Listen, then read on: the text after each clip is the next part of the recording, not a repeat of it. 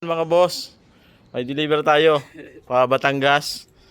Ito mga boss, pa Batangas. May mga disco light yan, saka 4K piano. Yan mga bossing. Tapos ari naman, order ng TV at saka TV papuntang Parañaque. Isang set din ng video rentals mga boss. Yan, papunta na kami ng Parañaque muna bago Batangas. Kasi alas 7 pa ito. Yan, yan lang yan bossing sa shop natin, oh. Yan. Legit yan mga boss. Yan, kami na mismo nagdi-deliver yan mga bossing, no. Yan.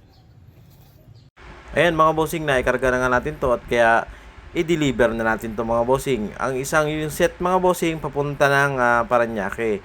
Ang sunod na set mga bossing ay taga Australian mga bossing, tumawag lang sa atin at magpapadeliver ng video okay set. Ayun nga po, binuhat na ni Pastor yung ating unit. Ayan po, ito po yung isang set dito sa Parañaque mga bossing.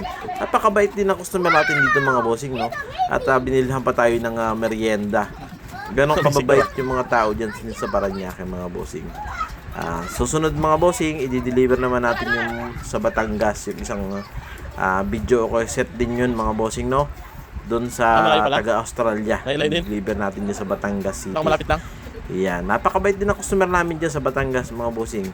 Kahit hindi ka magsabi, nakakain ka mga bossing, tsak may nakahain na. Ganun kababait ng mga taga Batangas. Minsan may bit-bit ka pang gulay. Yan dyan sa mga taga Batangas. Minsan depende naman sa customer kung anong hanap buhay nila. Minsan itlog, minsan may isang tray ka, or may 2 tray kang dala bago ka umuwi. Ganun kababait yan ng tao dyan sa Batangas. Marami na rin kaming suki dyan mga bossing. Kaya kanino ka order mga bossing, sa amin ka na umorder. Ayan mga bossing, isang set ng taga Batangas. Yan po ang taga Australia. Ayan si bossing, si Ma'am Manet. Napakabait na tao niyan si Ma'am Manet. Makwento. Halos tumagal kami diyan ng 2 oras sa pagtitesting ng unit at hinayinan pa kami ng hapunan ni Ma'am Manet. Ma'am Manet, shout out po sa inyo. Napakabait niyo. Maraming salamat po.